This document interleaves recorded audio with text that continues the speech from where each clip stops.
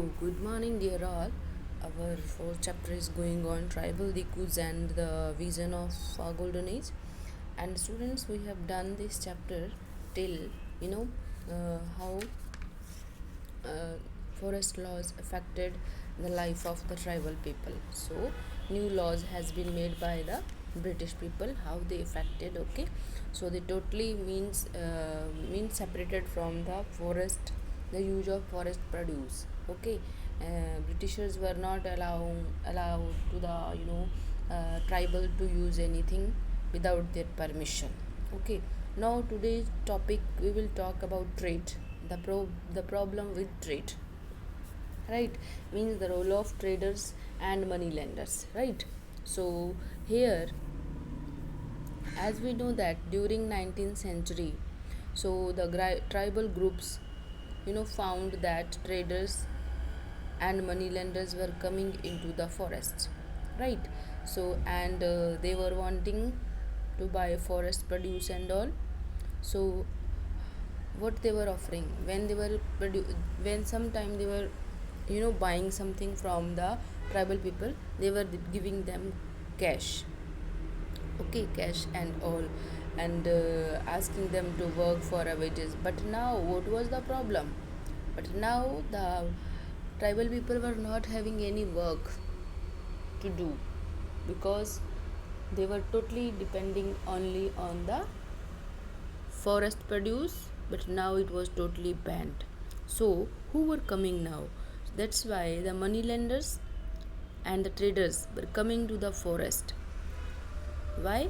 Because to give the cash loan to the tribals so that they can survive their family. Okay, and they were offering them work for a daily basis, wages and all. So we can see that in this way the life of tribal people were very terrible. Okay, so we can say that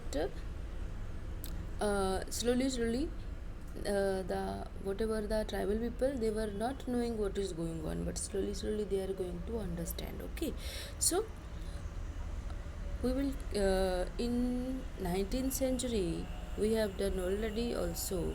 The silk were in great demand in the European countries. Indian silk was in great demand in European countries, right? Because our silk was of good fine quality, and it was highly valuable in the and highly demanded in the European countries. Okay, so it was exported.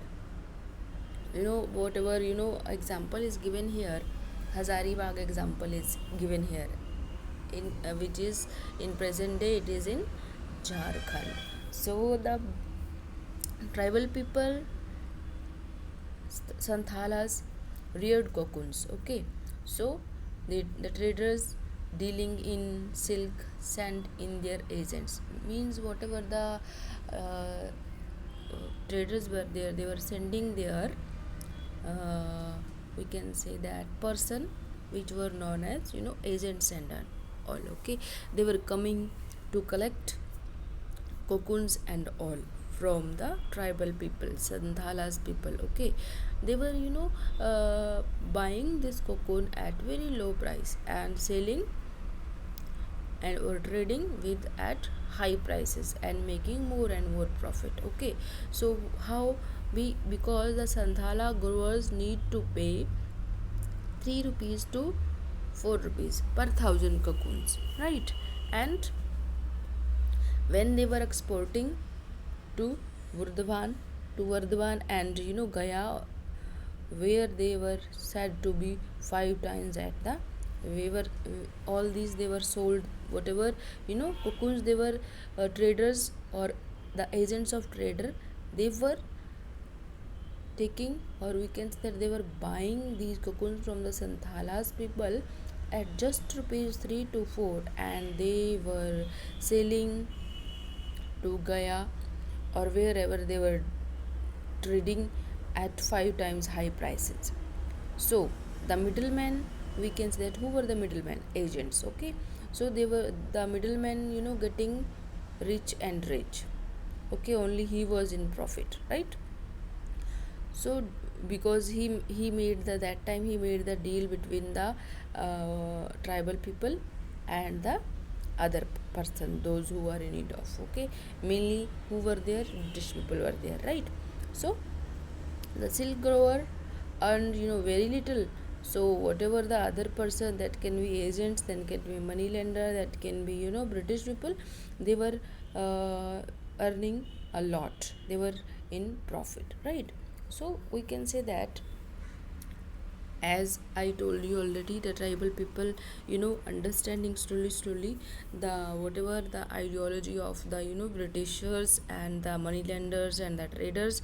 So many tribal groups saw the market and the traders as their main enemy. Okay, so now they are getting understand ki yes, these people are their enemies only. Okay, so sometime if they are not having work, not sometime, throughout the time they were not having any work. Okay, because totally the use of forest produce was banned by the Britishers, right? So what they had to do, they had to search work. Okay, sometime they had to go far away from their homes and on, in search of work. That conditions were also very worse.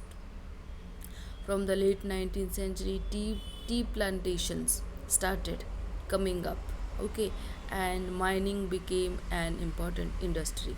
So here we are talking about new two occupations where these people, or these tribal people, had to engage. Okay, tea plantations and the mining. Okay, so tea plantation where in Assam, and mining Jharkhand, Bihar, right?